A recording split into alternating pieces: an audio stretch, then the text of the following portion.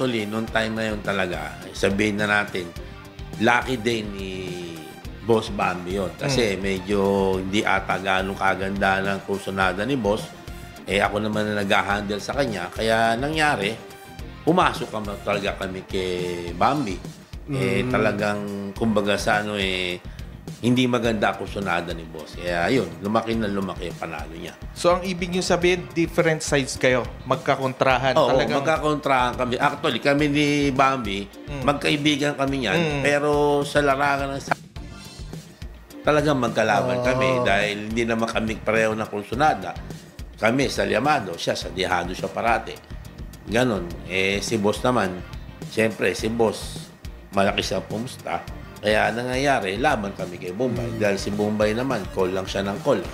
So nagkataon lang talaga na... Nagkataon lang talaga na hindi maganda ang kursunada. Kasi alam mo naman dyan, sa larangan ng anak buhay natin, hindi naman lahat maganda ang kursunada mo. May time na hindi maganda. Noong time na yon talagang lucky day ni Bambi. Kaya ayun, nga medyo nagtamasa siya. So, dahil nga sabi nga niya, inaalok namin siya ni Atty. Bumili ng bahay. Sabi niya, hindi raw niya porte yun. Kaya doon siya sa probinsya bumili. Kaya yung time na yon si Boss Bambi ang namayagpag. No, totoo yun. Si Boss Bambi ang namayagpag. Totoo yung sinabi niya na nagsimula siya sa maliit, talagang lumaki na lumaki. Kaya hanggang ngayon naman, todo-todo na. Sa inyo, Boss,